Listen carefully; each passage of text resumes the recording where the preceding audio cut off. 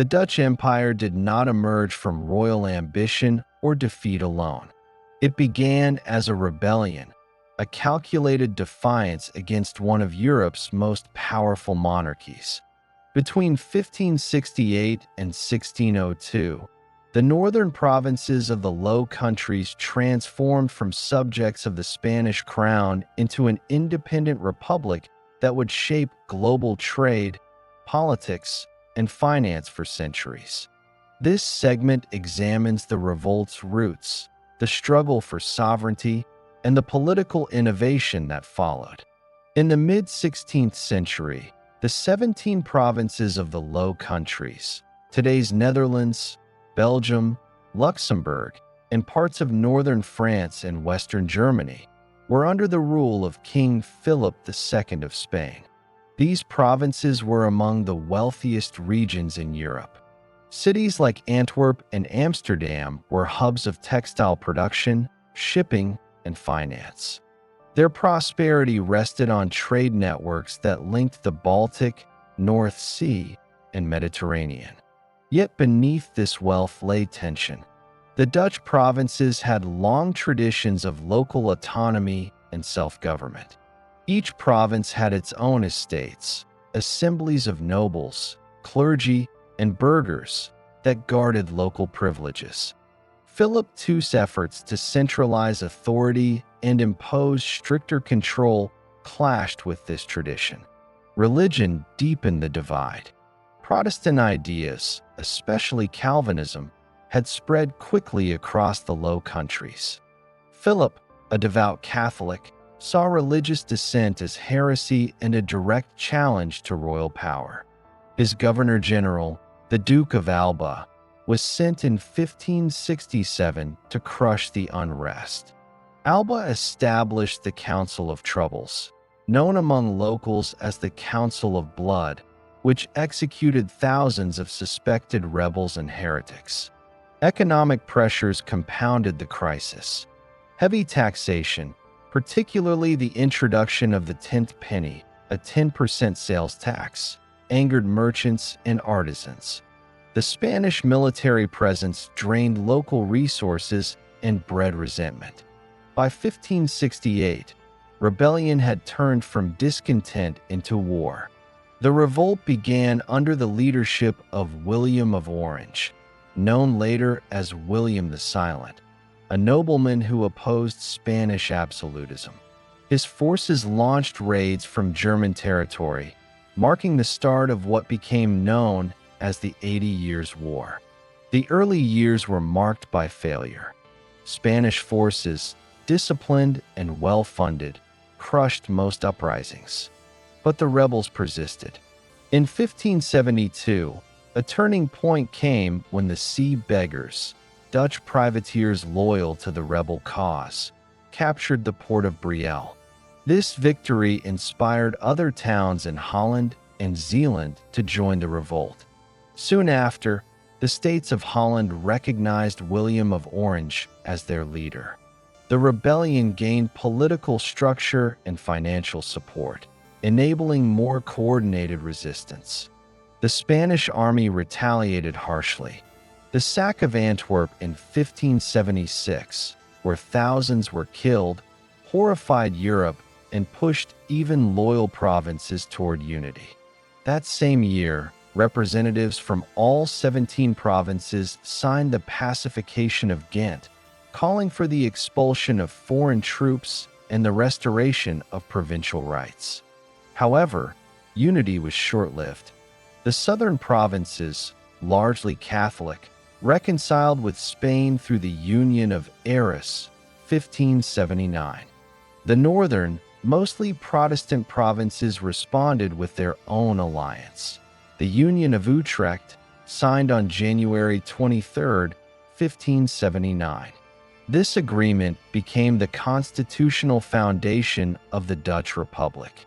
On July 26, 1581, the northern provinces formally declared their independence with the Act of Abjuration. This document rejected Philip II's authority, arguing that a ruler who oppresses his subjects forfeits his right to govern. a revolutionary idea for its time. It paralleled, in spirit, the later American Declaration of Independence. The signatories of the act included Holland, Zeeland, Utrecht, Gelderland, and others. Together, they formed what became known as the United Provinces of the Netherlands. Although they lacked a monarch, their system of governance was carefully structured. Each province retained significant autonomy, but delegated foreign policy and defense to the States General, a central assembly representing all provinces. William of Orange, though instrumental in organizing the revolt, was assassinated in 1584 by a Catholic zealot. His death could have shattered the movement, but the foundation he laid endured. Leadership passed to his son, Maurice of Nassau, who combined military skill with administrative discipline. Under his command, the Republic's army was reorganized using modern tactics, linear formations, disciplined volleys, and fortified defenses, innovations that made the Dutch military one of the most effective in Europe. Spain, under Philip II and later Philip III, refused to accept Dutch independence. The war dragged on. Yet, as Spain exhausted itself fighting in France and against England, the Dutch gained ground. The Siege of Leiden in 1574 had already become a symbol of Dutch endurance.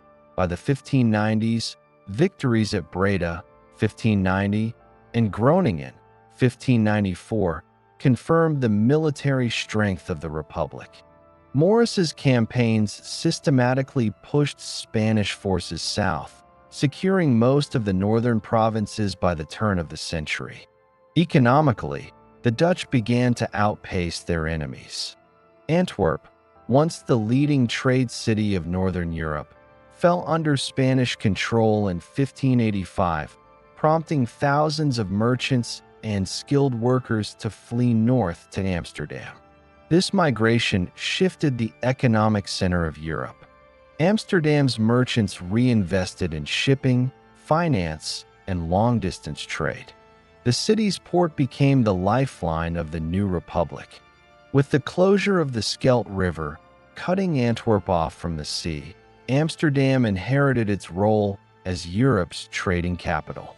By 1600, the Dutch Republic had secured de facto independence, though formal recognition would come later.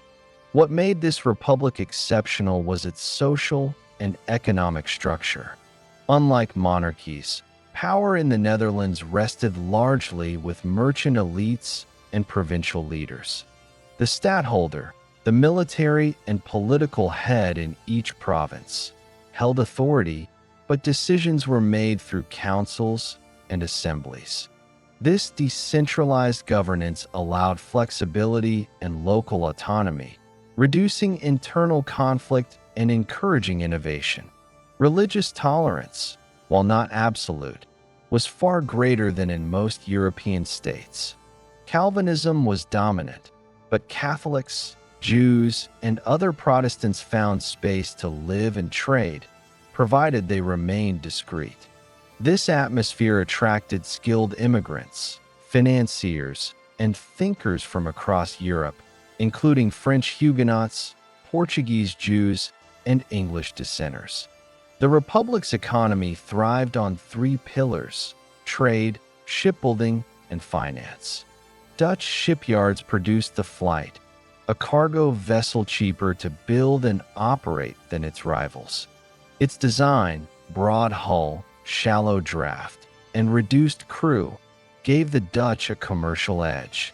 In 1602, these developments culminated in the creation of a global enterprise that would redefine the nature of empire: the Verenigd Oost-Indisch Company, or Dutch East India Company.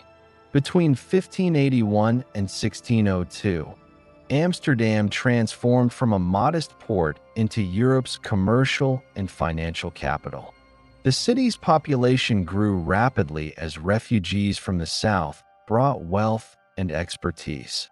Merchants pooled capital through joint ventures, ensuring ships and cargoes through cooperative funds, the early forms of corporate finance. In 1602, these practices were institutionalized with the founding of the VOC. For the first time, investors could buy shares in a company whose operations spanned continents.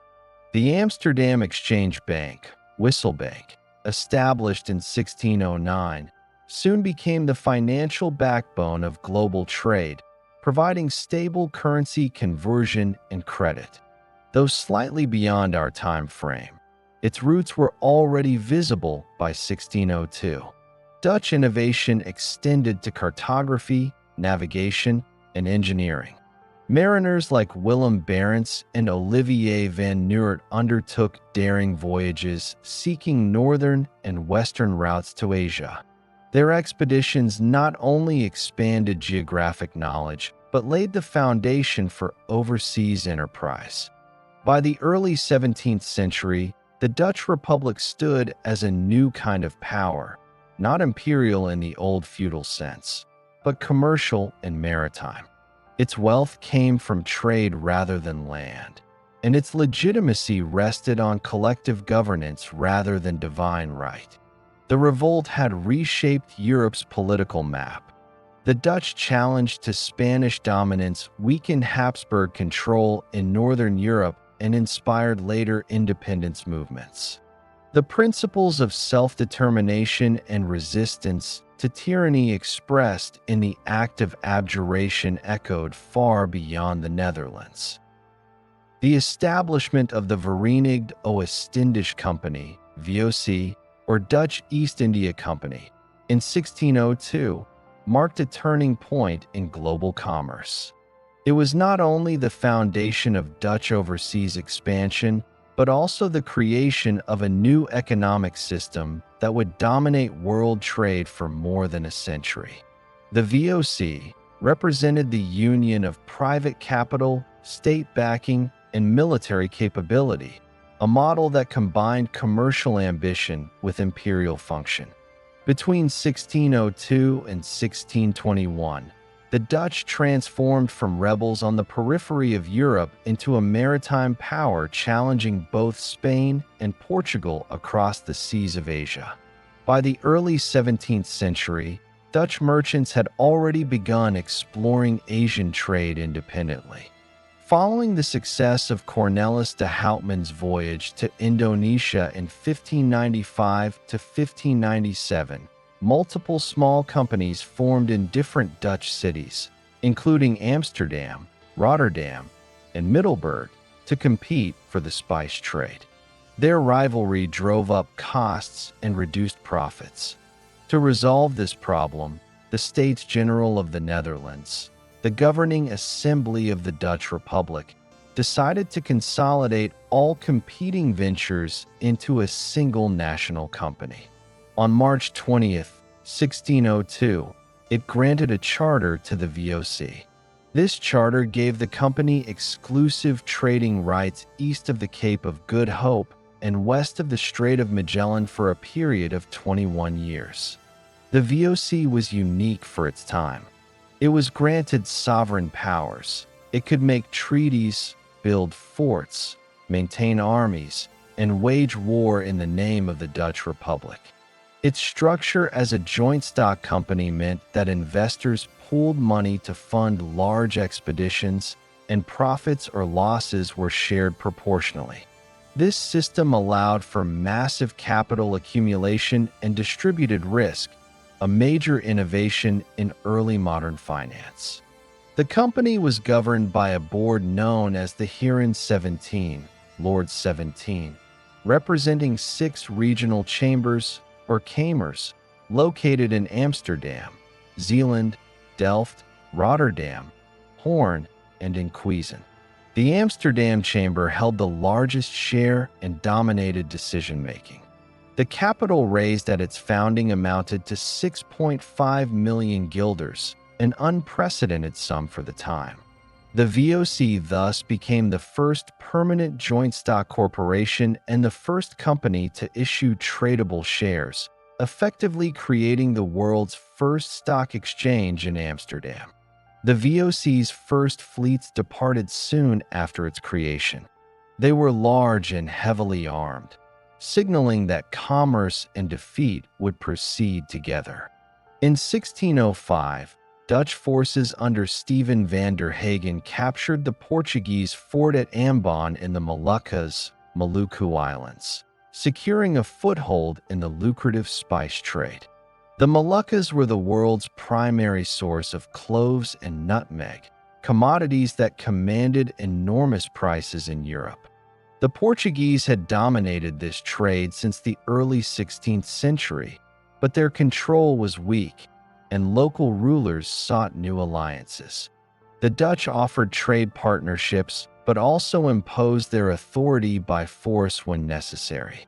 In 1609, the Dutch signed a 12-year truce with Spain, temporarily ending hostilities in Europe and allowing them to focus resources on overseas expansion.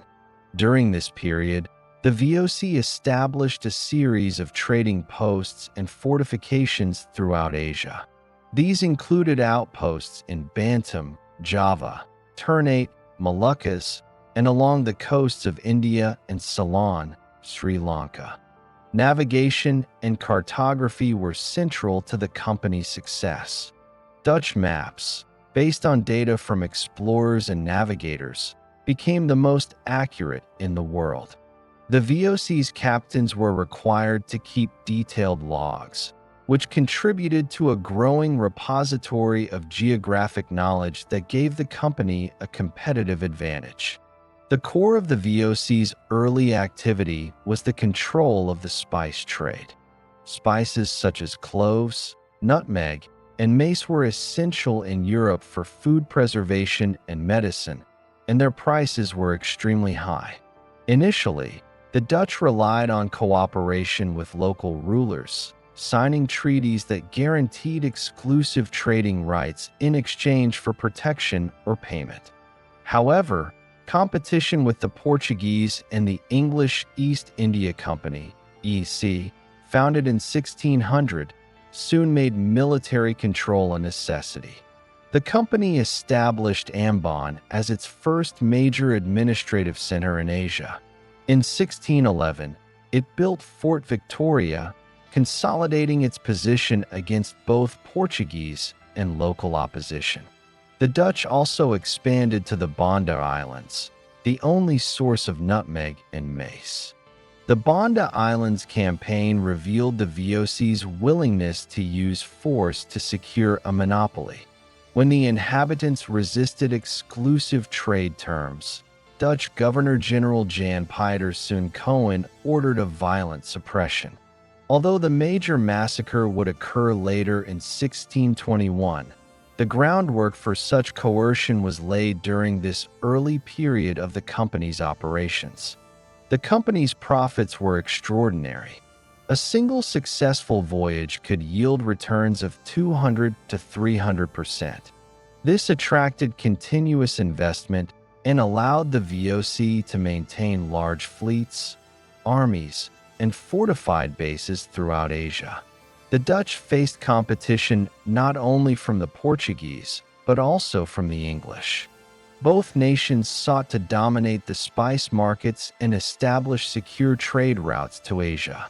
In the early 1600s, English and Dutch fleets often clashed near the Moluccas and along the coasts of India. The Treaty of London, 1604, between England and Spain did not end the commercial rivalry in Asia. In 1613, the English established a factory at Bantam, and both powers competed for influence among local rulers. These conflicts eventually led to open hostilities, including naval battles and seizures of ships. At the same time, the Dutch pursued diplomatic relations with Asian powers. In 1609, the shogunate of Tokugawa Ieyasu in Japan granted the VOC permission to trade, allowing them to establish a trading post in Hirado. This would later move to the artificial island of Dejima in Nagasaki Bay, where the Dutch maintained a monopoly on European trade with Japan for more than 2 centuries. The VOC's success depended on its ability to adapt to local conditions.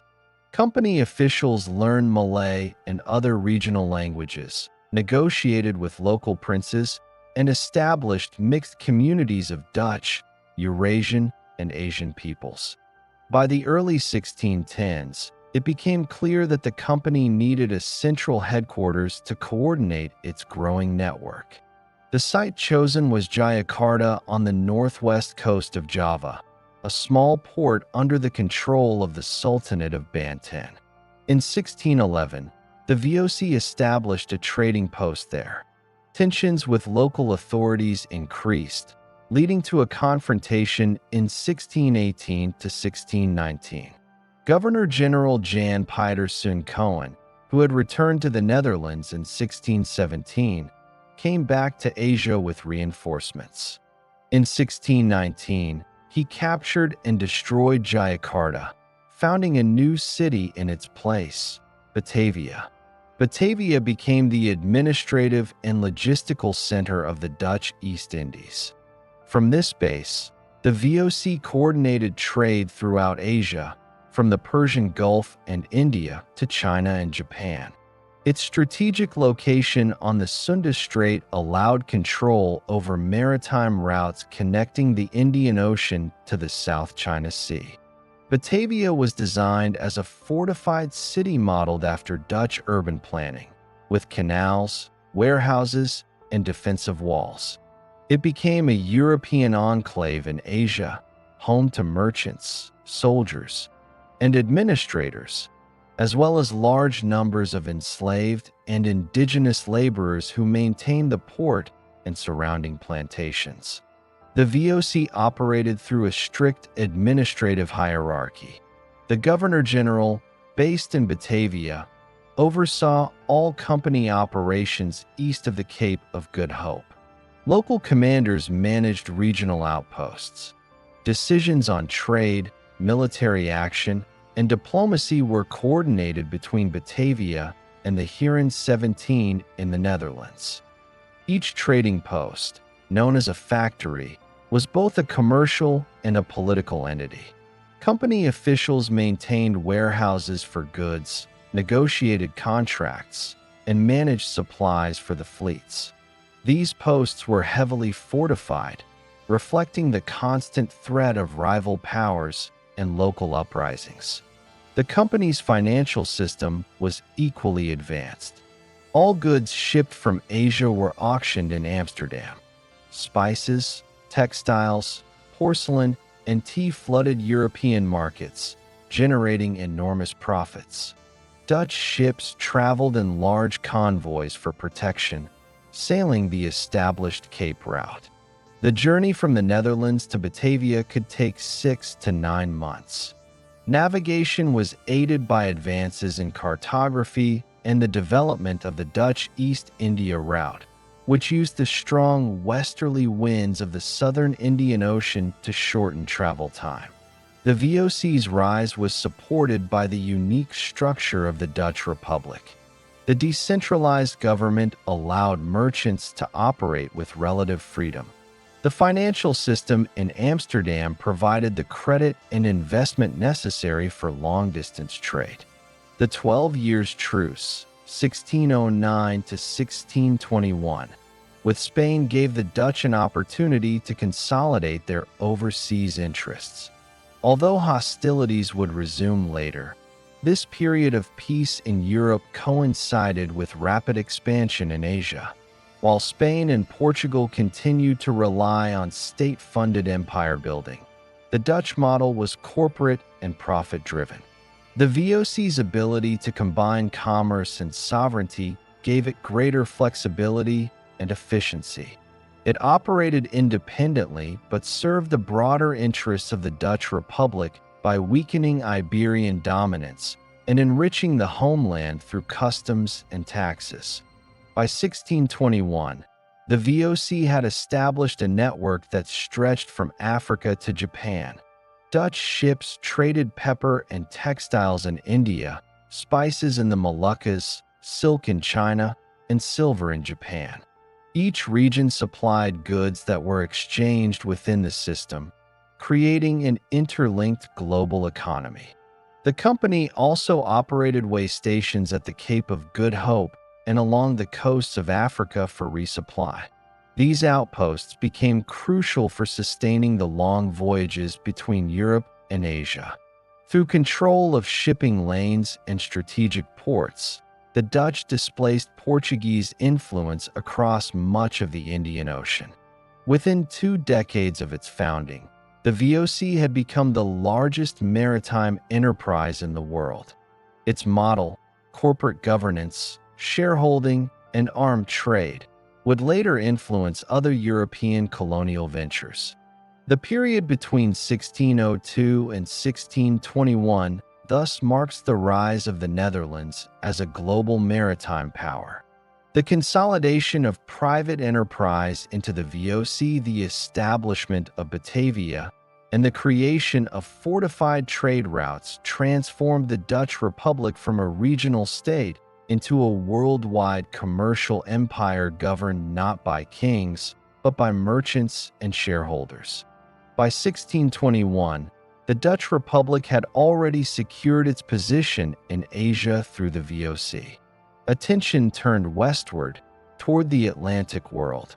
The same year that the VOC's first charter expired, the States General of the Netherlands authorized another monopoly enterprise, the Geoctrooierd West-Indisch Company, WIC, or Dutch West India Company. Its focus was trade, colonization, and privateering in the Atlantic Ocean, including West Africa, the Americas, and the Caribbean. The company's founding signaled the start of Dutch expansion into the Western Hemisphere, built on commerce, competition, and exploitation. The WIC was chartered on June 3, 1621. Like its eastern counterpart, it was structured as a joint stock company and granted broad sovereign powers. The Dutch government authorized it to trade, make treaties, build forts, and wage war within a defined territory. Its jurisdiction covered the western coast of Africa, the Americas, and the Atlantic Islands, essentially all territories west of the Cape of Good Hope. The WIC was organized into 5 regional chambers, located in Amsterdam, Zeeland, the Maas, Rotterdam, the Noorderkwartier, Hoorn, and in Quezen, and the Stad en Land, Groningen. Each chamber contributed ships and capital, and representatives met in a central board known as the Heren 19, Lords 19. Amsterdam again dominated, providing the majority of financial resources and political influence. The company's main objectives were to disrupt Spanish and Portuguese trade in the Atlantic, profit from privateering, and establish colonies to secure commercial bases. It received a 24-year monopoly and functioned as both an economic and military institution. The founding of the WIC coincided with the end of the 12 Years' Truce, 1609 to 1621, between the Dutch Republic and Spain. Hostilities resumed, and the Atlantic became a new front in the conflict. Spain's empire stretched from Europe to the Americas, and its wealth relied heavily on silver shipments from its colonies. By attacking these trade routes, the Dutch sought to weaken Spanish power while enriching themselves. The WIC combined warfare with commerce. Its early years were characterized by privateering, the legal seizure of enemy ships. The company's vessels targeted Spanish and Portuguese fleets carrying precious metals, sugar, and slaves. These raids provided both profit and political leverage for the Dutch Republic, which lacked the territorial depth of larger European powers but possessed superior naval capability. West Africa became one of the WIC's first major theaters of activity. The company's strategy focused on capturing Portuguese trading posts and securing control over the Atlantic slave trade. The most important of these was Elmina Castle, located on the coast of present-day Ghana.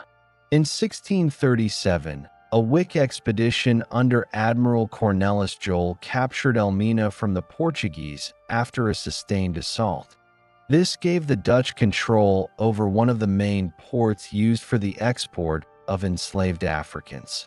Over the next decade, the company expanded along the Gold Coast, establishing forts such as Fort Nassau at Muri, Fort Amsterdam at Cormanton, and Fort Crèvecoeur at Accra.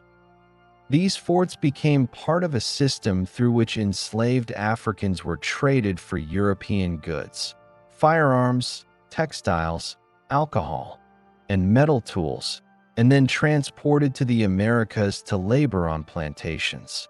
The Dutch did not introduce the transatlantic slave trade, but they became one of its major participants. The WIC's most ambitious project in the Americas was its campaign in Brazil. The Portuguese had established vast sugar plantations there in the 16th century, making it the richest colony in the Atlantic world. The Dutch sought to break the Portuguese monopoly on sugar and seize control of production. In 1624, the WIC launched its first major attack, capturing the city of Salvador de Bahia. However, Spanish and Portuguese forces retook it within a year. A second expedition in 1630 was more successful. Led by Admiral Hendrik Cornelissen Lonck, Dutch forces captured Olinda and Recife in northeastern Brazil. The occupied territory became known as New Holland. The WIC appointed Count Johan Moritz of Nassau-Siegen as governor in 1637. Under his administration, New Holland developed rapidly. Moritz introduced urban planning, promoted agricultural production, and sponsored scientific and cultural projects, including mapping and ethnographic studies of Brazil's indigenous peoples. However, Dutch control remained limited. The Portuguese settlers, Luso-Brasileiros, resisted foreign rule, and the native and African populations did not support the company. Despite initial success, the WIC struggled to defend the vast territory against guerrilla warfare and the logistical difficulties of supply from Europe. In 1645, a large-scale uprising led by Portuguese planters broke out, culminating in the Battle of Guararapes, 1648 to 1649, where Dutch forces were decisively defeated. By 1654, although outside the time frame of this segment, New Holland was lost, marking the end of the Dutch colonial experiment in Brazil. While Brazil was the centerpiece of the WIC's Atlantic operations, the company also sought to establish a presence in the Caribbean and North America. These ventures reflected the dual goals of trade and privateering. In the Caribbean, the Dutch targeted islands under Spanish control and developed bases to support shipping and smuggling. Curaçao, captured in 1634 by Admiral Johannes van Walbeek, became the company's primary base in the region. Its deep harbor at Willemstad made it an ideal port for trade and naval operations. Curaçao later developed into a major center of the slave trade, supplying labor to plantations across the Caribbean. Other islands such as Aruba, Bonaire, St. Eustatius, and Saba were also occupied during this period. They provided refueling points and markets for regional trade rather than large-scale settlement. On the North American continent, the WIC founded New Netherland in 1624. The colony extended along the Hudson River, encompassing parts of present-day New York, New Jersey, and Delaware. The company's goal was to exploit the fur trade, particularly beaver pelts, which were in high demand in Europe. The most important settlement was New Amsterdam, founded in 1625 on the southern tip of Manhattan Island. It functioned as a trading hub rather than a large agricultural colony. The population consisted of Dutch settlers, Walloons, Africans, some enslaved, others free, and traders from various European nations. The WIC encouraged a degree of religious and cultural diversity to attract settlers and traders. This openness contributed to the cosmopolitan nature of New Amsterdam. However, tensions with Native American tribes and competition with English colonies to the north and south limited the expansion of New Netherland. The WIC's participation in the Atlantic slave trade expanded significantly during this period. Enslaved Africans were captured or purchased from African intermediaries on the West African coast and transported to the Americas. The company's ships operated on a triangular route, from Europe to Africa with manufactured goods, from Africa to the Americas with enslaved people, and from the Americas back to Europe with sugar, tobacco, and other commodities. Dutch involvement in the slave trade was driven by economic necessity. The sugar plantations in Brazil and the Caribbean required large labor forces. Enslaved Africans replaced indigenous laborers who had been decimated by disease and warfare. Although the WIC slave trade did not reach the scale of later British or French operations, it played a crucial role in the early organization of transatlantic slavery. Between the 1630s and 1650s, tens of thousands of Africans were transported aboard Dutch ships. Privateering was a central part of the WIC's activity. The company's ships, operating under letters of marque, captured enemy vessels and cargoes across the Atlantic. The most famous WIC admiral of this era was Piet Pietersen Hein. In 1628, Hein achieved a major victory when he captured the Spanish Silver Fleet near Cuba.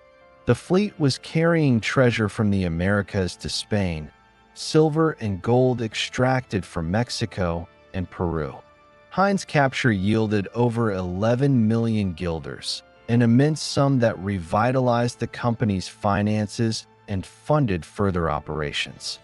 The event also damaged Spain's ability to finance its wars in Europe. Privateering blurred the line between commerce and warfare. The WIC ships were both trading vessels and instruments of war, reflecting the Dutch Republic's maritime strategy of using economic power to weaken its enemies. Despite some successes, the WIC's financial results were inconsistent. The company's reliance on warfare and privateering made income unpredictable. The cost of maintaining fortifications, fleets, and colonial administrations was high, and profits from trade often failed to offset these expenses. The company's structure also posed difficulties. Each regional chamber sought to maximize its own gain, leading to inefficiency and a lack of coordination. The Heeren 19 faced constant disputes over policy, funding, and the distribution of profits. The WIC's colonies were commercially diverse but politically unstable. New Netherland was small and underpopulated. Brazil faced constant resistance, and the African forts required expensive garrisons. Nevertheless, the company's activities laid the foundation for a long-term Dutch presence in the Atlantic. In the Atlantic colonies, governance followed the company model rather than the state system. Governors and directors general were appointed by the Heeren 19 and held authority over civil, military, and judicial affairs. The legal framework combined Dutch commercial law with local regulations.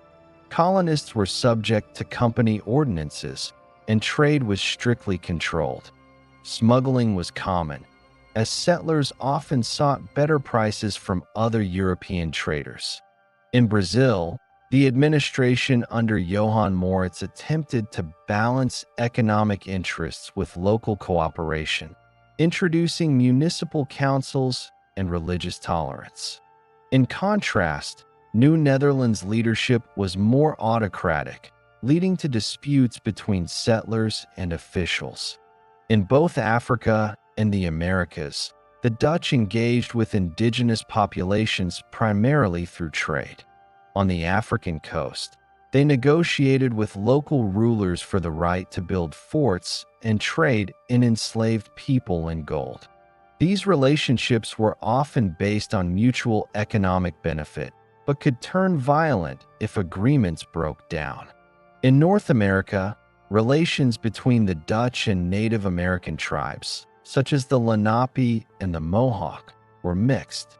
The fur trade depended on cooperation, but competition for resources sometimes led to conflict, including Kief's War, 1643 to 1645, during which hostilities erupted between colonists and local tribes near New Amsterdam. The Peace of Westphalia, signed in 1648, formally recognized the independence of the Dutch Republic from Spain. This marked both a diplomatic and economic turning point. The Republic emerged as one of the most prosperous and powerful maritime nations in Europe. The mid-17th century became known as the Dutch Golden Age, a period of exceptional growth in trade, science, finance, and the arts. At the same time, it was an age of imperial expansion, global conflict, and increasing competition with England and France. The conclusion of the 80 Years' War gave the Dutch Republic political stability. The provinces, though decentralized, operated under a functioning federal structure. The States General directed foreign policy and defense, while each province retained autonomy. Holland remained the dominant province, controlling the majority of the nation's wealth and maritime resources. Amsterdam became the commercial center of the world. The Amsterdam Exchange Bank, Wisselbank, founded in 1609, standardized currency and supported international trade. The Amsterdam Stock Exchange provided a marketplace for trading shares of the VOC, WIC, and other companies. This created one of the earliest modern capitalist economies. Dutch ships dominated global trade routes. By the 1650s, the Republic possessed the largest merchant fleet in Europe, estimated at over 15,000 vessels. Dutch traders transported grain from the Baltic, salt from Iberia, spices from the East Indies, sugar and tobacco from the Americas, and textiles from India. The Republic's prosperity rested on maritime trade, efficient ports, and shipbuilding. The Flight, a Dutch-designed cargo ship, was cheaper to build and operate than competitors' vessels. It allowed Dutch merchants to control freight rates and undercut rivals in the Baltic and Atlantic trade. During the mid-17th century, the Dutch East India Company, VOC, reached its greatest power. Its administrative center remained in Batavia, Jakarta, which served as the hub for the company's Asian operations. From there, it managed a network that extended from the Cape of Good Hope to Japan. In 1641, the VOC took control of Malacca from the Portuguese, strengthening its position on the route between the Indian Ocean and East Asia. In 1652, it established a refreshment station at the Cape of Good Hope, under Jan van Riebeek, to supply VOC ships traveling between Europe and Asia. This marked the beginning of permanent Dutch settlement in southern Africa. The VOC monopolized the spice trade by controlling the Moluccas, the Spice Islands. It restricted the production of nutmeg, cloves, and mace to ensure high prices. The company's officials imposed treaties on local rulers and destroyed unauthorized plantations. In Ceylon, Sri Lanka, the VOC expelled the Portuguese by 1658, gaining control of cinnamon production. In India, the company established trading posts at Surat, Nagapattinam, and Chinchura. In Japan, The Dutch maintained a trading outpost on the artificial island of Dejima in Nagasaki Bay, being the only Europeans permitted to trade there during Japan's isolation period. The VOC's profits came from both commerce and taxation. It controlled regional trade networks within Asia, shipping goods between ports and not merely back to Europe. The company maintained its own armies, fortifications, and administrative bureaucracy. After losing Brazil in 1654, the West India Company restructured its focus toward the Caribbean, North America, and West Africa. It retained several islands: Curaçao, St. Eustatius, Aruba, and Bonaire, and continued the slave trade from forts along the Gold Coast of West Africa. The Dutch maintained Elmina Castle and expanded their presence at Axum, Cape Coast, and Whydah. These forts became centers for trading enslaved Africans, gold, and ivory. Ships carried enslaved Africans to Dutch colonies in the Americas or sold them to other European powers. In North America, New Netherland remained a small colony centered on the fur trade. However, tension with the English colonies grew. In 1664, during the Second Anglo-Dutch War, English forces captured New Amsterdam, renaming it New York after the Duke of York. This loss ended Dutch control over the Mid-Atlantic region. In the Caribbean, the Dutch adjusted by becoming intermediaries in regional trade. Curaçao emerged as a hub for smuggling and the slave trade. St. Eustatius became a free port, facilitating commerce between rival colonial powers. These activities, though smaller in scale than earlier ambitions, remained profitable. The greatest challenge to Dutch supremacy came from England. Both nations relied on maritime trade and competed for global markets. The rivalry was commercial and naval. England's Navigation Acts of 1651 restricted foreign ships from carrying goods to English ports, targeting Dutch dominance. The First Anglo-Dutch War, 1652 to 1654, broke out as a direct result. Battles were fought entirely at sea. Admiral Martin Tromp and Michiel de Ruyter commanded the Dutch fleet. Despite Dutch naval skill, England's larger warships and centralized command gave them an advantage. The war ended with the Treaty of Westminster in 1654, forcing the Dutch to accept the Navigation Acts but preserving their independence. A second conflict, the Second Anglo-Dutch War, 1665 to 1667, erupted under King Charles II of England. This war was more destructive.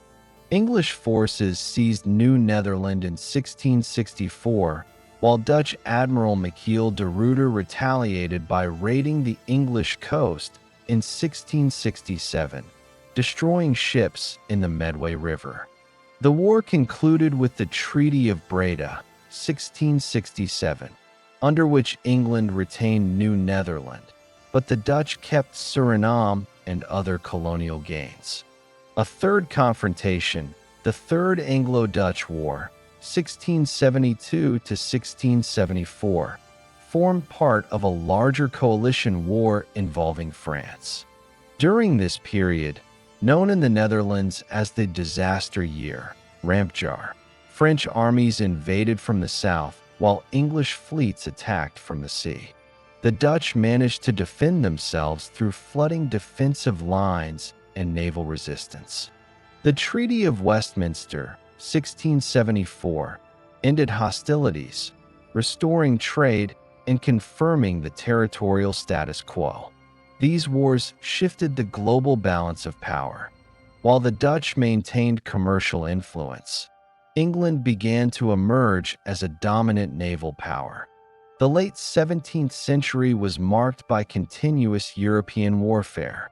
The Dutch Republic participated in the Franco-Dutch War, 1672 to 1678, the 9 Years' War, (1688 to 1697), and the War of the Spanish Succession (1701 to 1713). The Franco-Dutch War began when Louis XIV of France sought to weaken the Republic's influence and expand French territory. French forces invaded, but Dutch defenses held after deliberate flooding of the lowlands. The war ended with the Treaty of Nijmegen, 1678, which confirmed Dutch independence but revealed the growing threat of France. In 1688, the Dutch stadtholder William III of Orange invaded England during the Glorious Revolution, deposing King James II and becoming King William III of England. This created a personal union between England and the Netherlands, aligning them against France. The 9 Years' War, 1688 to 1697, pitted the Grand Alliance, led by England and the Dutch Republic, against France. Though costly, the war prevented French domination of Europe. The Treaty of Ryswick, 1697, ended hostilities without major territorial change. The War of the Spanish Succession, 1701 to 1713, followed the death of Charles II of Spain. The Dutch fought alongside England and Austria to stop the unification of France and Spain under the Bourbons. The Treaty of Utrecht, 1713, concluded the conflict. The Dutch gained control of several fortresses in the southern Netherlands, creating a defensive barrier against France, but not new colonies. Internally, the Dutch Republic remained a confederation of provinces, each governed by its own assembly. Power alternated between two political factions: the Republicans, led by the regents of Amsterdam, and the Orangists, who supported the hereditary leadership of the stadtholder from the House of Orange-Nassau. During the mid-17th century, the Republic experienced a period without a stadtholder, known as the First Stadtholderless Period, 1650 to 1672. It was dominated by Johan de Witt, the Grand Pensionary of Holland. De Witt favored a republican system emphasizing commercial interests and naval expansion. His administration strengthened the Dutch Navy but minimized military spending on land forces. The crisis of 1672, when France and England invaded, ended this republican dominance. Johan de Witt was overthrown and killed by an angry mob, and William III of Orange became stadtholder. His rule restored the House of Orange to power and aligned the Republic's foreign policy with England's. The Dutch Golden Age also represented a high point in science, art, and intellectual life. Amsterdam and Leiden were centers of publishing and scholarship. Universities such as Leiden produced notable scholars in natural philosophy, medicine, and law. Scientific advances included the work of Christiaan Huygens in optics and astronomy, Antony van Leeuwenhoek in microbiology, and Jan Swammerdam in anatomy. The Republic's printing industry spread new ideas across Europe, including political theories of tolerance and republicanism. Art flourished, supported by a wealthy merchant class. Painters such as Rembrandt van Rijn, Johannes Vermeer, and Frans Hals depicted everyday life, commerce, and civic pride. This artistic production reflected the secular, urban, and capitalist character of Dutch society rather than aristocratic patronage. By 1670, the Dutch controlled a global trade system that linked Europe, Asia, Africa, and the Americas. Amsterdam functioned as the central clearinghouse for goods from across the world. The VOC brought spices, tea, porcelain, and textiles from Asia. The WIC supplied sugar, coffee, and slaves from the Atlantic, and European merchants distributed Dutch-manufactured goods. Dutch merchants maintained trading posts in Persia, India, Ceylon, Indonesia, Formosa, Taiwan, until 1662, Japan, South Africa, Suriname, and the Caribbean. This network relied on an advanced financial system, credit instruments, insurance, and banking that allowed global operations without centralized imperial administration. By the early 18th century, the Dutch Republic's dominance began to weaken. Several structural problems emerged. The small population limited military manpower. The economy depended heavily on shipping and finance rather than domestic production. The costs of continuous warfare and maintaining overseas colonies strained the treasury. England and France developed larger fleets and more unified national systems. The Dutch merchant marine still carried a significant portion of European trade, but profit margins declined as competition increased. The VOC and WIC became bureaucratic and inefficient. Corruption, overextension, and mismanagement eroded profitability. In Asia, local resistance and English competition challenged Dutch monopolies. In the Atlantic, the loss of Brazil and New Netherland reduced strategic influence. The Treaty of Utrecht in 1713 symbolized a shift. The Republic remained wealthy, but no longer dominated international politics. Its power transitioned from maritime supremacy to financial influence, financing wars for larger powers while maintaining limited colonial holdings. The Dutch East India Company, or Verenigd Oost-Indisch Company, VOC, founded in 1602, became the principal instrument of Dutch power in Asia. It was not merely a trading company, but an armed corporate state, combining commercial enterprise with political authority. Its influence extended across the Indian Ocean and the Western Pacific, making it one of the most powerful organizations of the early modern period. The VOC was established through a charter granted by the Dutch States General on March 20, 1602. The charter merged several smaller trading companies into one unified entity to reduce competition among Dutch merchants and strengthen their position against the Portuguese and English. The company's management structure consisted of the Heren 17, Lords 17, a board of directors representing the 6 major chambers of Amsterdam, Zeeland, Delft, Rotterdam, Hoorn, and Enkhuizen. Amsterdam, controlling the largest share of capital, held 8 seats. The Heren 17 oversaw overall policy, while the Governor-General and Council of the Indies administered affairs in Asia. The VOC was granted a monopoly over Dutch trade east of the Cape of Good Hope and west of the Strait of Magellan. It possessed quasi-sovereign powers, the right to make treaties, build fortresses, maintain armies, and wage war in the name of the Dutch Republic. Its financial model introduced long-term joint stock investment, where shareholders received dividends from profits rather than returning principal after each voyage. This system allowed the VOC to maintain continuous operations, creating the first permanent global corporation. In 1619, under Governor-General Jan Pieterszoon Cohen, the VOC seized the port city of Jayakarta on the northwest coast of Java. The city was destroyed and rebuilt as Batavia, modern Jakarta. Batavia became the capital of the Dutch East Indies and the administrative center of the VOC's Asian network. From Batavia, the company controlled trade routes across the Indonesian archipelago, India, Ceylon, and East Asia. The ports served as a hub for receiving goods from regional outposts, storing them in warehouses, and redistributing them to Europe-bound ships.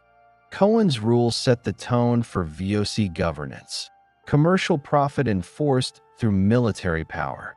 The company relied on alliances with local rulers when possible, but it used force to secure monopolies when negotiations failed. Control of the spice trade was the company's primary objective. The most valuable spices, nutmeg, mace, and cloves, were produced only in the Moluccas, the Banda Islands, Ambon, Ternate, and Tidore. In 1621, Jan Pieter Suncoen led a military campaign against the inhabitants of the Banda Islands, who resisted Dutch control and sold nutmeg to rival traders. The VOC killed or expelled most of the island's population, replacing them with enslaved laborers and European planters. This event, known as the Banda Massacre, secured the Dutch monopoly on nutmeg. On Ambon Island, the VOC maintained strict control over clove production.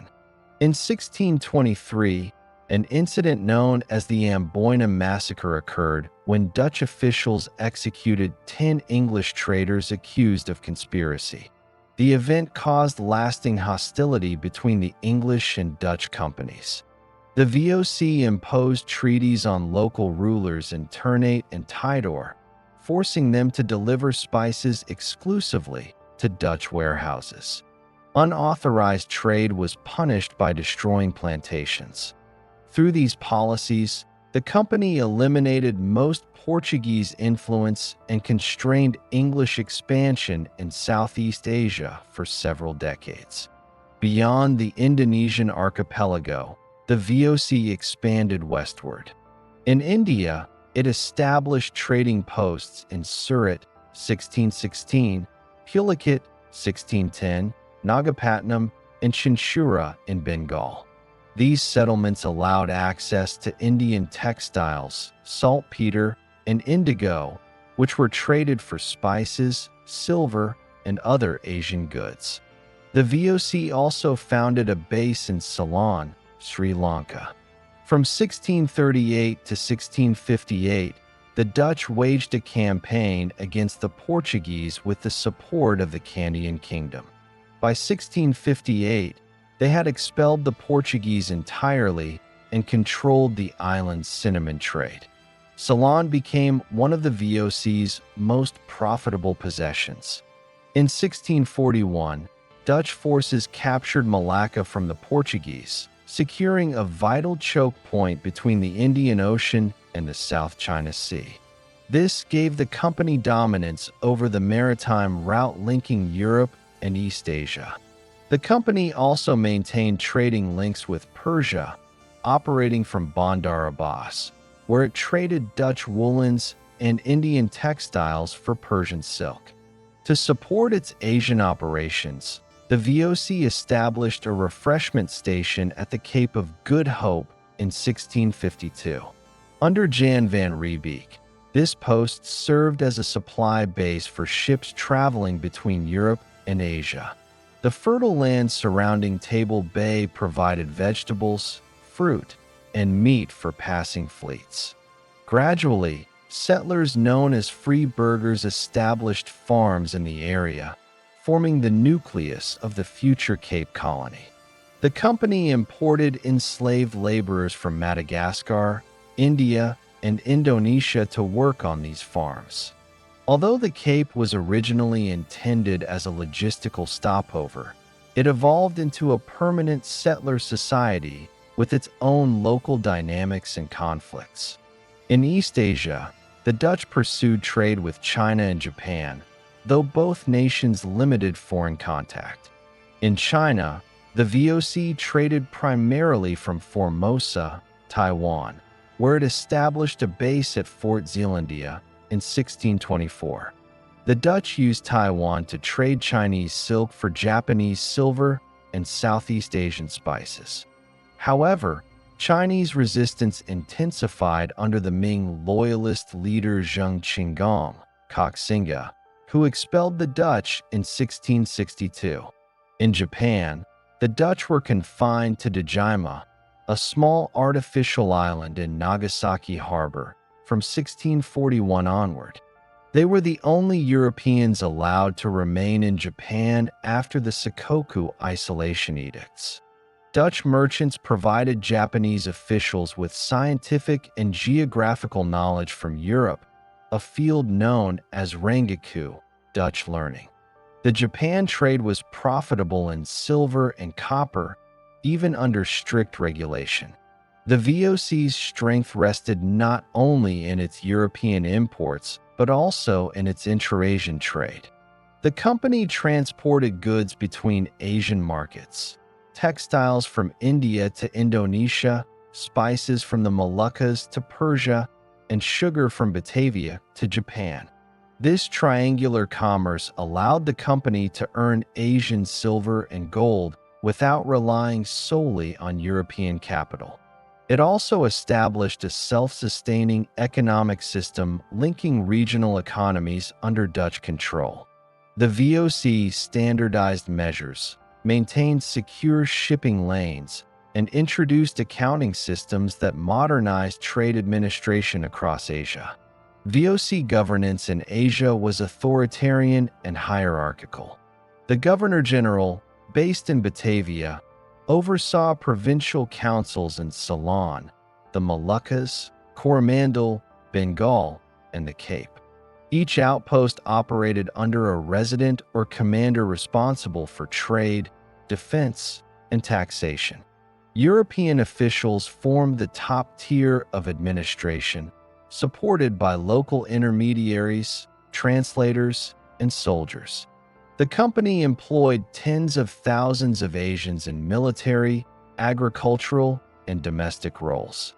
Batavia became a cosmopolitan city with Europeans, Chinese, Javanese, Malays, Indians, and enslaved Africans living under Dutch authority. Disease, particularly malaria, claimed many lives. Despite this, Batavia functioned as the central node in a transcontinental system. The VOC's expansion into Asia required negotiation and conflict with established kingdoms and sultanates. In Java, relations with the Sultanate of Banten and later the Mataram Kingdom were complex. The VOC initially depended on Banten for pepper exports, but turned against it after Batavia's founding. By the late 17th century, internal conflicts within Mataram allowed the Dutch to interfere in Javanese politics, gradually expanding their control. In Makassar, Sulawesi, the VOC fought the Makassar War, 1666 to 1669, against Sultan Hasanuddin, who had resisted Dutch monopoly policies. After victory, the Dutch imposed the Treaty of Bongaya, forcing Makassar to close its ports to rival traders.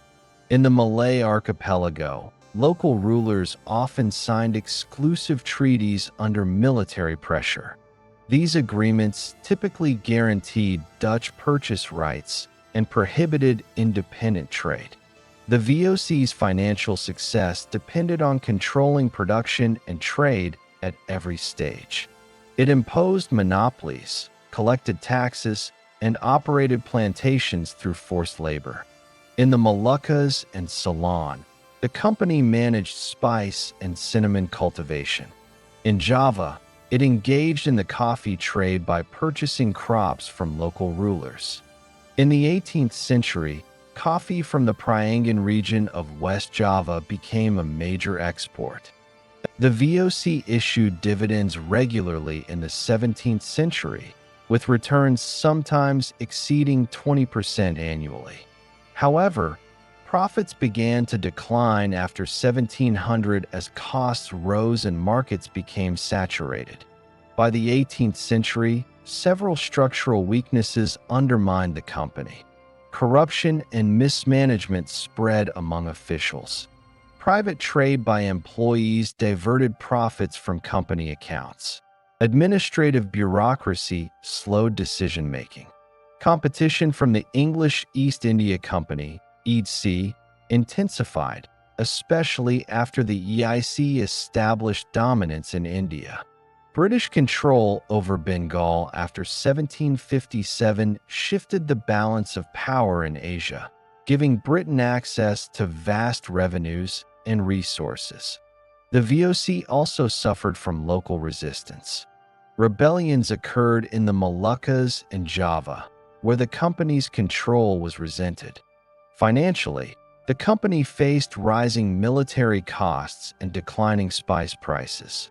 Wars in Europe, including the Fourth Anglo-Dutch War, 1780 to 1784, disrupted trade routes and caused severe losses. By the 1790s, the VOC was deeply indebted. When French revolutionary forces occupied the Netherlands in 1795, forming the Batavian Republic, the new government nationalized the company's assets. On December 31, 1799, the Dutch East India Company was formally dissolved. Its possessions and debts were transferred to the Dutch state. By the mid-17th century, the Dutch Empire had become deeply embedded in the Atlantic slave economy. The Dutch West India Company, WIC, played a central role in developing and maintaining the transatlantic slave trade. From its headquarters in Amsterdam, the company managed a vast network of forts, trading posts, and colonies across the Atlantic world. Along the West African coast, the Dutch established several key strongholds to control the trade in enslaved Africans. Fort Elmina, captured from the Portuguese in 1637 and expanded under Dutch control, became the administrative and commercial hub of their African operations. Other important outposts included Fort Nassau and Fort Crèvecoeur, located in present-day Ghana. These forts served as centers for the collection and shipment of enslaved people, ivory, and gold. From West Africa, Dutch ships transported enslaved Africans to plantations across the Americas. The Dutch Caribbean colonies, particularly Curaçao, St. Eustatius, and Suriname, became central to this system. Curaçao functioned as a redistribution hub where captives were sold to Spanish, French, and English planters throughout the region. Suriname emerged as one of the most profitable Dutch colonies after it was formally acquired in 1667, in exchange with the English for New Amsterdam, later New York. The colony's economy was based on sugar production, which relied almost entirely on enslaved African labor. Dutch planters and investors established large plantations along the Suriname River, exporting sugar, coffee, and cocoa to Europe. Conditions on these plantations were harsh. Enslaved Africans endured forced labor, physical punishment, and poor living conditions.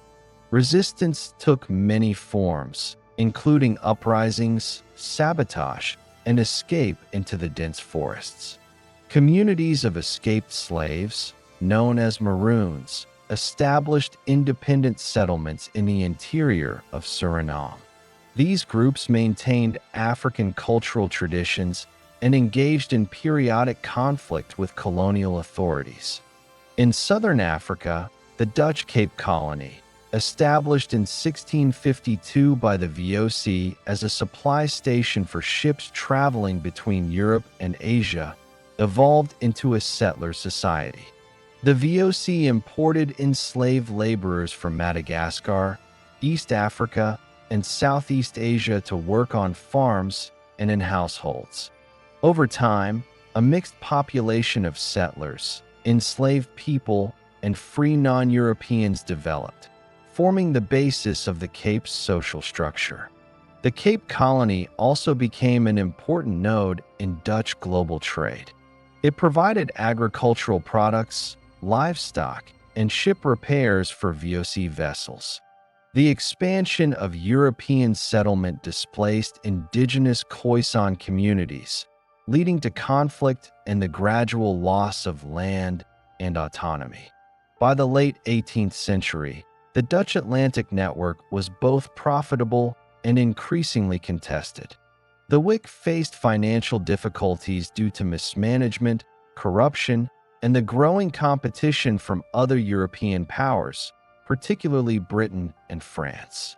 International pressure against the slave trade began to emerge, but the Dutch economy remained dependent on enslaved labor well into the 19th century.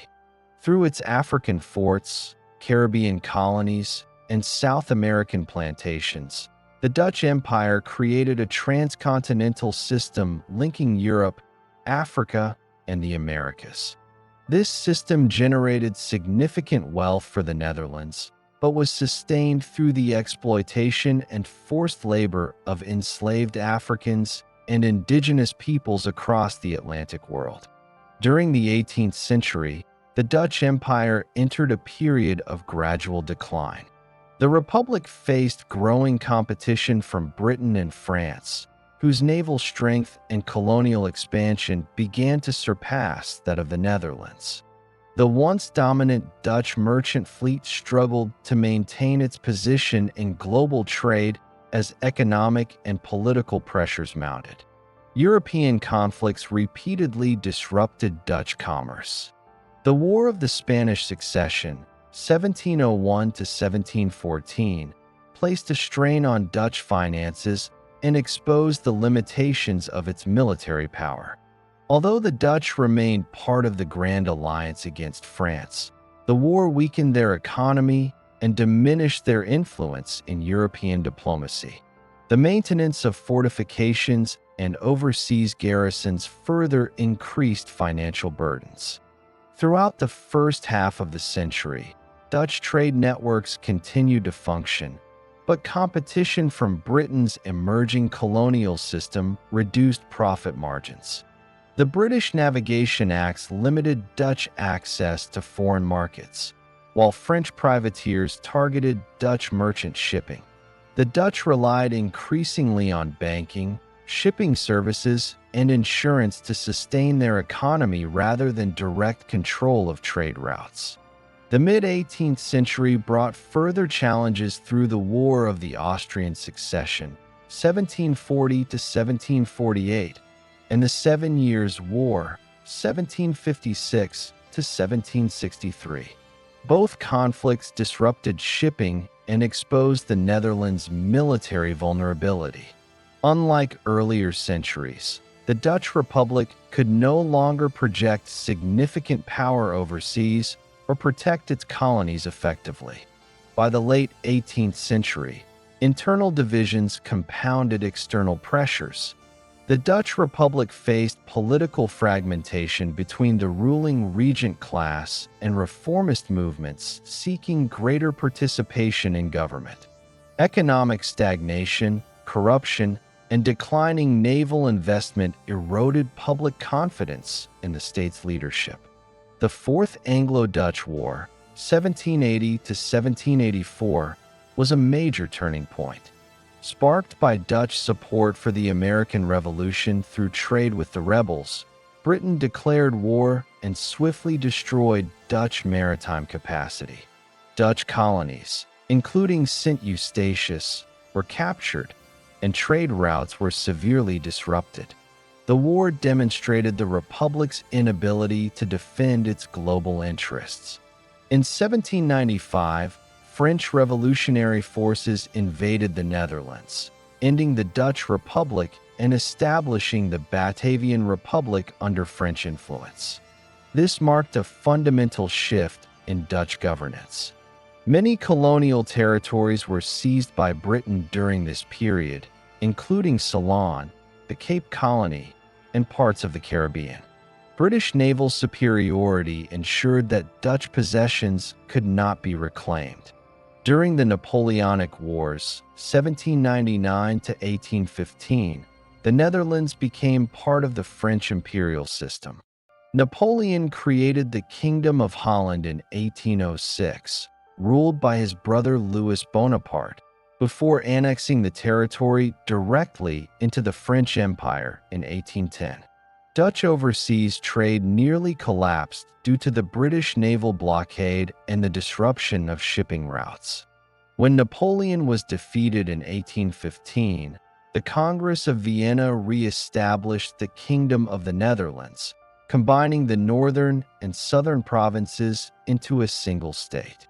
However, The new kingdom inherited an empire that was fragmented and greatly reduced in influence.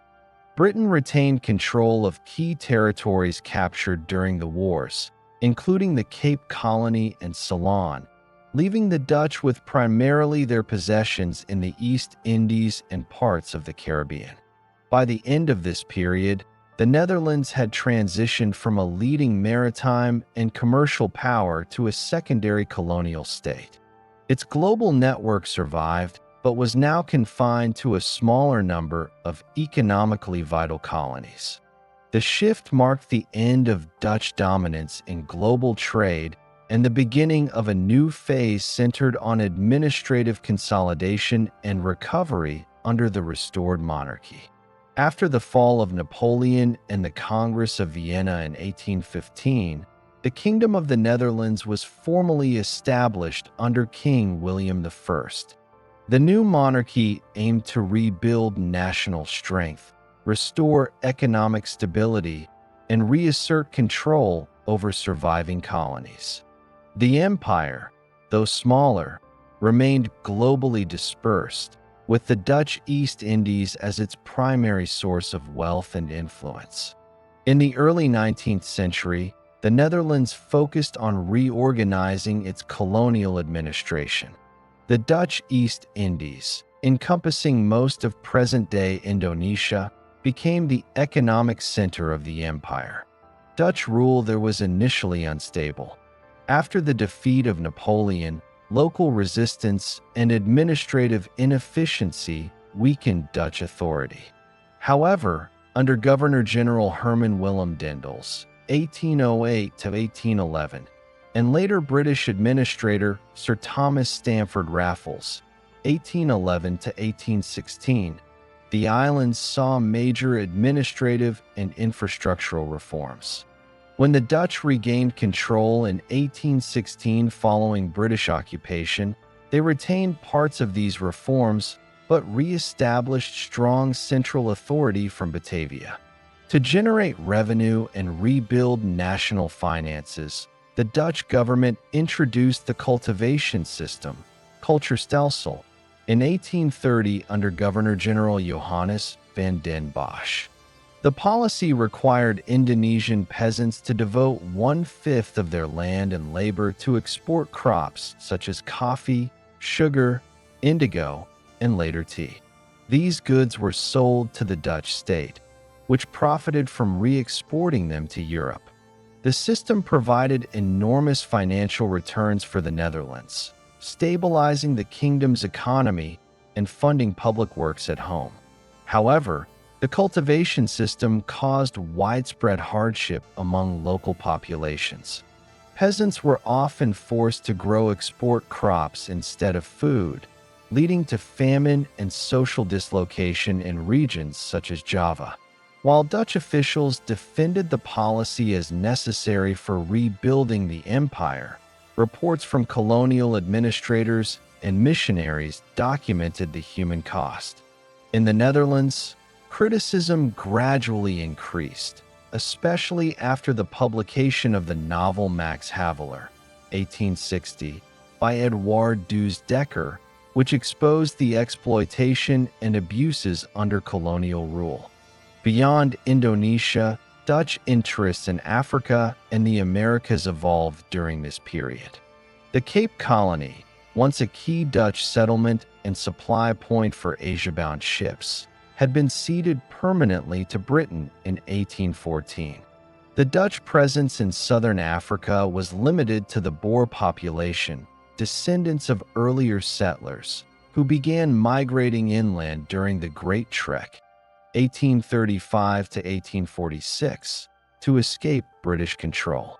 Although no longer under Dutch authority, the Boers retained cultural and linguistic ties to the Netherlands. In the Caribbean, Suriname and the Dutch Antilles remained under Dutch rule. Suriname's plantation economy, still dependent on enslaved labor, produced sugar, coffee, and cocoa for European markets. The Netherlands was slower than Britain and France to abolish slavery, maintaining the system until 1863. Even after emancipation, freed people were required to continue working on plantations under contract for 10 more years, effectively delaying full freedom until 1873. The Netherlands also participated in international trade networks through ports like Curaçao and St. Eustatius, which served as hubs for shipping and commerce. These Caribbean colonies remained strategically important but secondary in economic output compared to the East Indies. In Asia, the Dutch authority expanded gradually beyond Java. Military campaigns consolidated control over Sumatra, Borneo, and parts of Sulawesi. The Dutch launched several expeditions to suppress regional rulers who resisted European authority. The most significant was the Padri War, 1821 to 1837, in western Sumatra, fought between Dutch forces and Islamic reformers seeking to purify local religious practices. After years of conflict, Dutch forces subdued the region, extending colonial control deeper into the archipelago. Relations between the Netherlands and other European powers during this period were largely stable. The country pursued neutrality in major continental conflicts and relied on its colonial revenues to rebuild domestic infrastructure and industry. The Dutch economy diversified, with industrialization emerging in cities like Rotterdam and Amsterdam. Profits from the East Indies played a major role in financing these developments. In 1839, the southern provinces of the Netherlands broke away to form Belgium, reducing the European territory of the kingdom. Despite this loss, the Netherlands maintained its global presence through maritime trade and colonial resources. The separation intensified the monarchy's focus on overseas possessions as a source of prestige and income. By the 1860s, global attitudes toward colonialism and labor practices began to shift. The Dutch government faced increasing criticism from liberal politicians and intellectuals who argued for administrative reform and moral responsibility toward colonial subjects. Reports of abuses under the cultivation system led to parliamentary inquiries and eventual policy reconsideration. The transition away from forced cultivation began gradually after 1860, replaced by private enterprise and regulated cash crop systems. Dutch businesses, backed by government concessions, expanded plantations for sugar, tobacco, and rubber. This period marked the beginning of a capitalist colonial economy dominated by private investment rather than direct state control. By 1870, the Netherlands had stabilized its position as a smaller but profitable colonial empire. Its dominance no longer depended on naval power or territorial expansion, but on efficient administration and extraction from key colonies, especially the East Indies. The restructuring of the empire during this period laid the foundation for both later economic growth and future nationalist resistance. In the late 19th century, the Dutch Empire faced a changing global landscape. The wave of decolonization and the growing movement for political reforms both within Europe and its colonies forced the Netherlands to adapt its colonial policies. By the 1870s, colonial expansion had slowed, and European powers increasingly began to question their methods of governance and the ethical implications of imperialism. For the Dutch, the East Indies remained the heart of their empire, but tensions were rising both within the colony and in the Netherlands itself.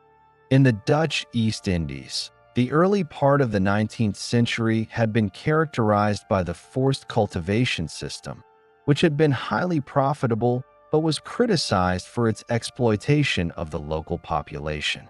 By the 1860s and 1870s, the cultivation system was slowly dismantled, though it did not end immediately. The policy had left deep scars on the local population, and many Indonesians continued to suffer from food shortages and harsh economic conditions even as profits flowed into Dutch coffers. As the 19th century progressed, there was growing pressure from both colonial critics and international reformers to provide better conditions for colonial subjects. This was particularly true in the East Indies, where native populations increasingly demanded greater autonomy and improved living standards. The Dutch government responded with the ethical policy, a plan announced in 1901 by Dutch Prime Minister Abraham Kuyper. The policy aimed to improve the welfare of the indigenous population and expand their access to education, healthcare, and economic opportunity. In theory, the ethical policy was a progressive shift from exploitative practices toward more benevolent colonial governance. The government promised reforms that would focus on raising the living standards of native Indonesians, including land reforms, the expansion of education, and the promotion of native culture. However, the reality of the ethical policy was much more complex. While some schools and hospitals were built and some reforms were implemented, the policy remained deeply paternalistic. The Dutch sought to uplift their colonial subjects, but did so in a way that reinforced the fundamental inequalities of the colonial system. The Dutch did not give up control, nor did they grant any significant political autonomy to the indigenous people. At the same time, Indonesia's growing middle class, made up of educated and politically aware individuals, began to push for greater political rights. The Budi Utomo movement, founded in 1908, was one of the earliest and most significant nationalist movements in the Dutch East Indies. Its goal was to promote Javanese culture and provide educational opportunities for Indonesians. While Budi Utomo did not initially demand independence, it set the stage for later movements that would. The rise of nationalist movements was not limited to Indonesia. Across the Dutch Caribbean, including in Suriname and the Dutch Antilles, there was growing resentment toward colonial rule. In Suriname, the descendants of enslaved Africans, who had been freed in 1863 but remained in forced labor contracts for another decade, began to demand more rights. Economic inequality persisted long after the abolition of slavery, and the sugar plantations that had once been profitable were now declining. In the early 20th century, Suriname's labor force became more diverse, but the descendants of enslaved Africans were still subjected to poor working conditions and limited social mobility. This created fertile ground for resistance movements. Surinamese nationalist leaders, such as Anton de Kom, began to advocate for the rights of native Surinamese and for greater autonomy from Dutch rule. De Kom's book, We Slaves of Suriname, written in the 1930s, documented the brutality of colonial rule and called for self-determination for the Surinamese people. The rise of nationalism in the Dutch East Indies and the Caribbean was not the only challenge facing the Dutch Empire in this period. The growing global competition for imperial power, especially between European nations, meant that the Dutch had to carefully manage their remaining colonies. While the Dutch had retained the East Indies, many other parts of the world had become increasingly contested between the British, French, and other European powers. The loss of territories during the Napoleonic Wars and the rise of German and Italian imperialism forced the Dutch to refocus their attention on defending their shrinking empire. The turn of the 20th century saw European colonial powers grappling with the consequences of their empires. In the Netherlands, debates about colonialism, reform, and nationalism increasingly divided the political class. Liberal and socialist movements in Europe called for the end of exploitative colonial practices, while conservative elements argued for the preservation of the empire as a vital part of the nation's global influence and wealth. In the East Indies, resistance to Dutch rule was growing, especially as political movements gained momentum. Indonesian nationalist figures like Sukarno, who would later become Indonesia's first president, began to emerge in the 1910s and 1920s, advocating for full independence. The foundation for a larger, organized nationalist movement was laid during this period, with organizations like Perhimpunan Indonesia, the Indonesian Association, gaining traction. These movements, however, were not fully effective until after World War I. In the Netherlands itself, the colony had become a source of national pride and a significant part of the economy, but there was also increasing recognition that colonial rule could not continue without reform. The Dutch economy remained heavily dependent on the resources extracted from its colonies, but the moral and political questions surrounding imperialism became more difficult to ignore. The international climate was also shifting. European powers were under pressure from their citizens and from emerging nationalist movements in their colonies. The failure to provide real political rights and economic improvements for colonized peoples was becoming increasingly untenable. For the Dutch, the ethical policy was an attempt to balance imperial rule with the demands for reform, but it was insufficient to prevent the rise of strong nationalist movements within the colonies. By 1914, just before World War I began, the Dutch Empire was at a crossroads. The remnants of its colonial dominance, based on strict control over Indonesia and the Caribbean, were beginning to show cracks.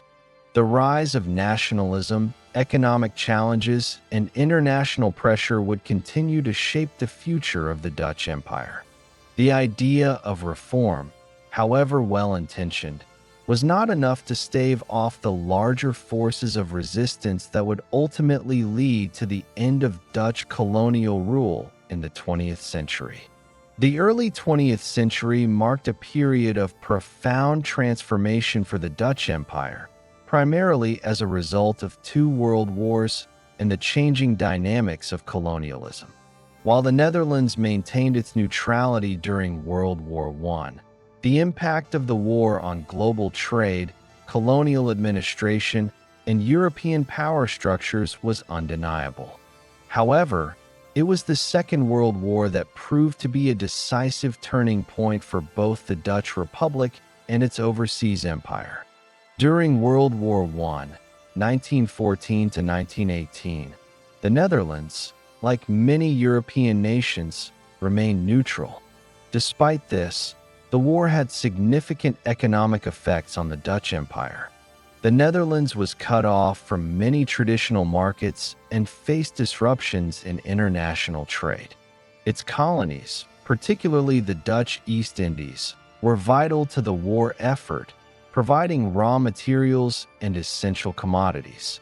However, this period also saw a rise in nationalist movements within the colonies, as exposure to the ideas of self-determination and political independence grew. In the Dutch East Indies, movements advocating for political change and independence from colonial rule began to gain momentum. The interwar period saw continued growth in nationalist sentiment in the colonies, though it was mostly suppressed. In the East Indies, the Indonesian nationalist movement, led by figures such as Sukarno, was quietly gaining strength, albeit through clandestine means. The Dutch, still focused on maintaining their economic and political control, continued their paternalistic policies, but internal resistance was becoming more organized. The Great Depression, 1929, further complicated the Dutch economic situation. The Netherlands and its empire faced widespread economic hardship, with the East Indies being a crucial source of export income for the Dutch economy. The economic strain led to domestic political reforms, but the colonies were still not granted any real form of political autonomy or self-rule. The Dutch continued their tight grip over the East Indies, maintaining control through a mix of military presence, economic dominance, and a relatively small European administrative class.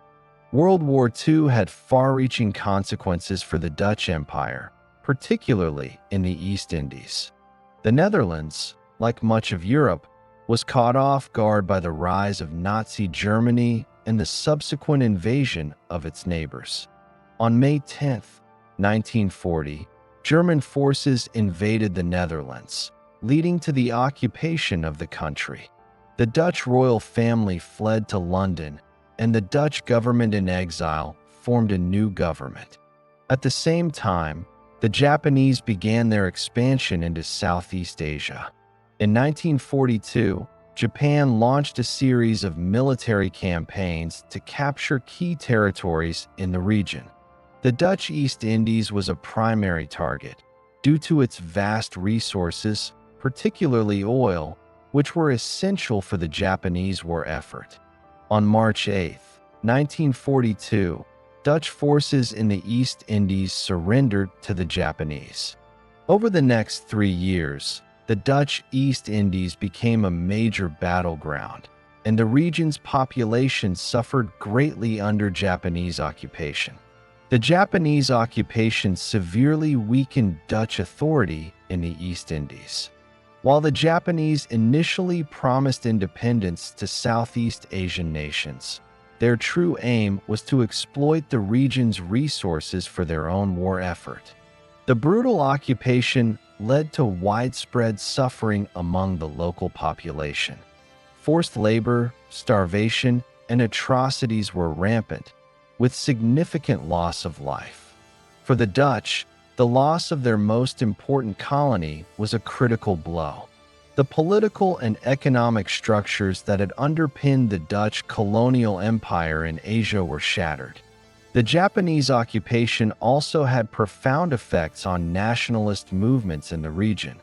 During the war, many Indonesians, both indigenous leaders and intellectuals, began to organize for a future independent state, taking advantage of the weakened colonial authority.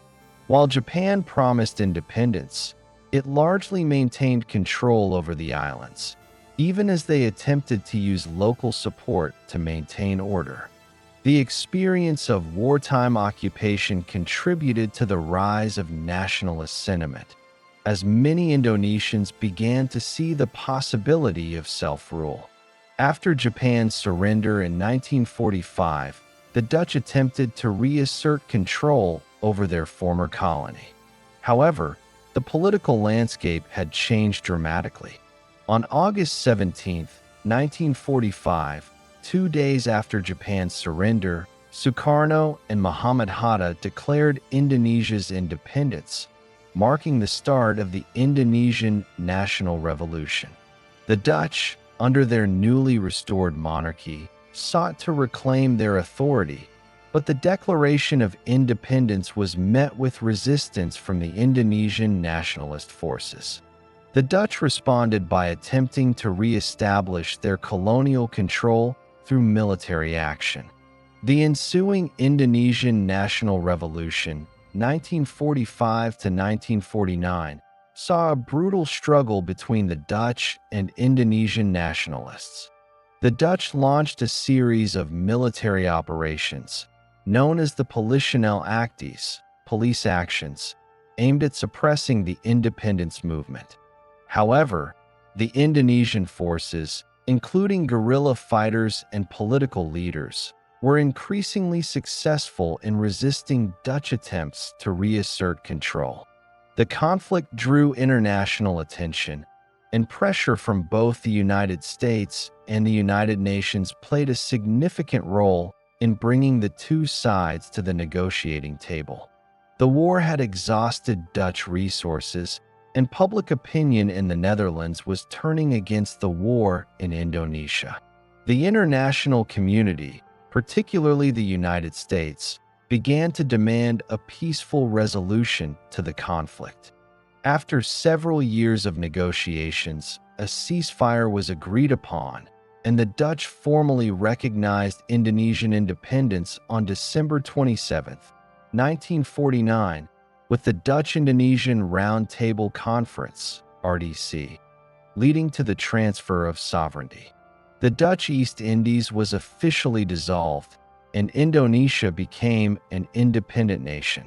This marked the end of over 3 centuries of Dutch colonial rule in Southeast Asia. The loss of Indonesia marked the formal end of the Dutch Empire.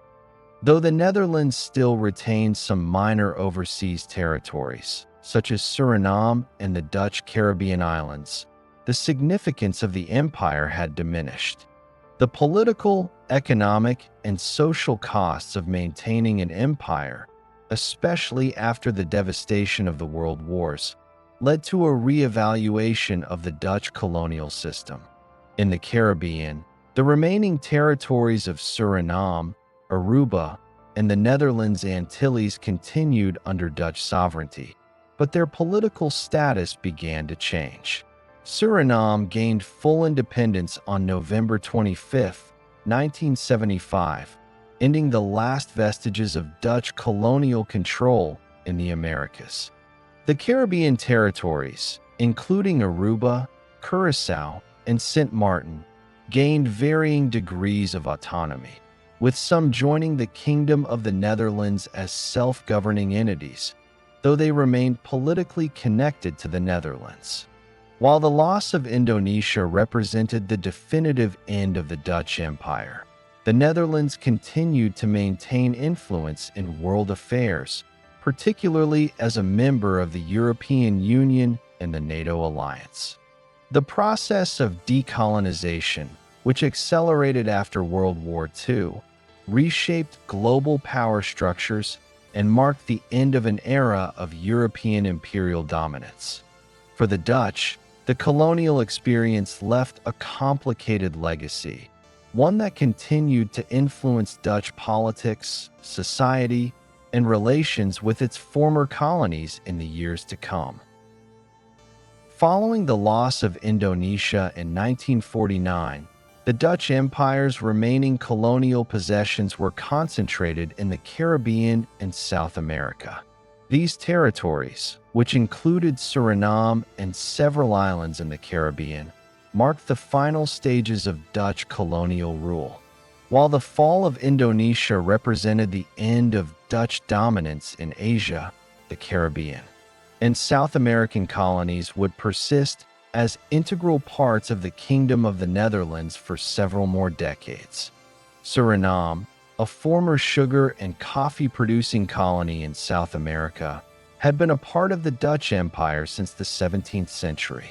After the abolition of slavery in 1863, Suriname's economy became dependent on indentured labor from India and Java, though the legacy of the plantation economy continued to shape the island's social structure. In the mid-20th century, Suriname's relationship with the Netherlands evolved as nationalist sentiment grew. During the 1940s and 1950s, there were increasing calls for independence. Suriname had become more economically integrated into the Dutch economy through trade, agriculture, and the extraction of natural resources, such as bauxite. However, its population, predominantly composed of Afro-Surinamese, Hindustani, and Javanese peoples, increasingly sought more autonomy and self-determination. The process of decolonization for Suriname was gradual. In 1954, the Netherlands granted Suriname internal self-government, allowing the country to elect its own parliament and establish a degree of political independence. However, full sovereignty was not achieved at this stage, and the Dutch government retained control over foreign policy and military matters. The political climate in Suriname began to change as indigenous political leaders, including Anton de Kom and Jules Wijdenbosch, pushed for greater autonomy from the Netherlands. In 1973, as part of the broader wave of decolonization sweeping the world, the relationship between Suriname and the Netherlands shifted further.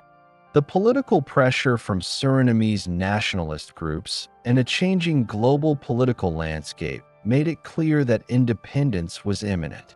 Suriname's calls for self-determination culminated in its declaration of full independence on November 25, 1975. Following a treaty between the Netherlands and Suriname, the country officially became an independent republic. This marked the formal end of Dutch colonial control in South America. Suriname's independence was a pivotal moment in the history of the Dutch Empire, as it represented the last Dutch colony in the Americas to gain full sovereignty. Suriname's independence brought mixed emotions in the Netherlands. While many celebrated the end of colonial rule, others viewed the loss of the colony with regret, given Suriname's economic importance to the Dutch economy and the emotional ties that had developed over centuries of colonial governance.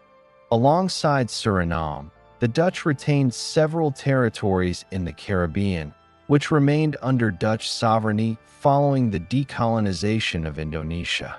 These territories included the Netherlands Antilles, which comprised the islands of Curaçao, Bonaire, Saba, St. Eustatius, and St. Martin, and the island of Aruba.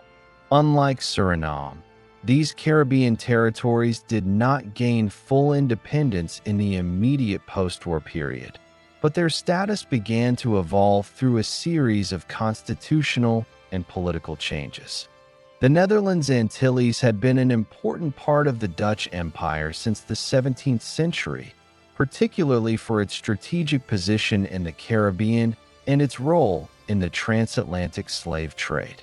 By the mid-20th century, however, the relationship between the islands and the Netherlands began to change as nationalist movements and local leaders pushed for greater autonomy.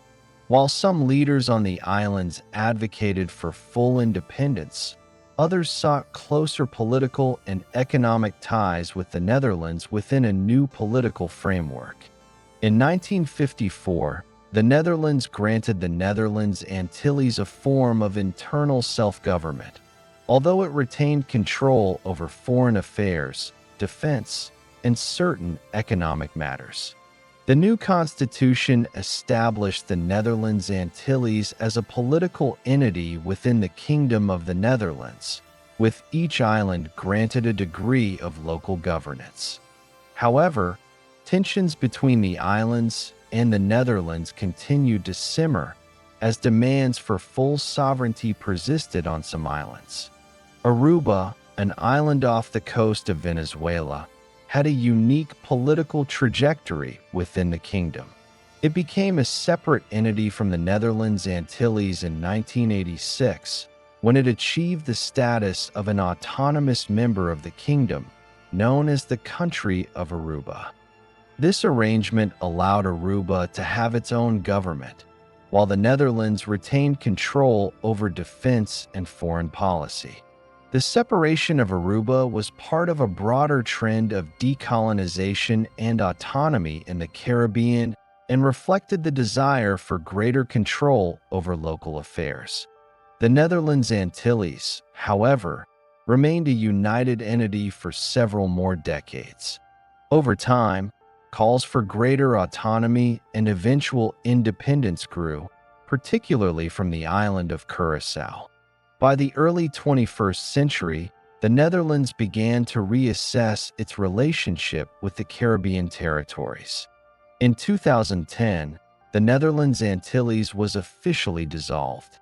Curaçao and St. Martin became autonomous countries within the Kingdom of the Netherlands, while Bonaire, St. Eustatius, and Saba became special municipalities of the Netherlands. This marked the final shift in the political status of the Caribbean territories and the formal end of Dutch colonial rule in the region. By the mid-1970s, the Dutch Empire had largely disappeared. Suriname's independence in 1975 marked the end of Dutch colonial rule in the Americas, and the dissolution of the Netherlands Antilles in 2010 signaled the final chapter of Dutch colonialism in the Caribbean. The political evolution of these territories was driven by a combination of local nationalist movements, pressure for decolonization, and changing global attitudes toward imperialism. Despite the formal end of the Dutch Empire, the Netherlands continued to maintain close ties with its former colonies. The Dutch government provided financial aid to Suriname after independence, and strong political and economic relationships persisted with the Caribbean territories. Additionally, the Netherlands continued to face the legacies of its colonial past, with debates over reparations, immigration, and multiculturalism continuing to shape Dutch society. The empire that had once spanned the globe, from the Americas to Southeast Asia, had shrunk, but its effects on the Netherlands and its former colonies remain visible to this day. The history of Dutch colonialism is a complex and contested subject, marked by both economic exploitation and cultural exchange. As the world moved toward decolonization in the 20th century, the Dutch Empire's legacy was transformed from a global imperial power to a kingdom with a reduced but enduring role in the post-colonial world.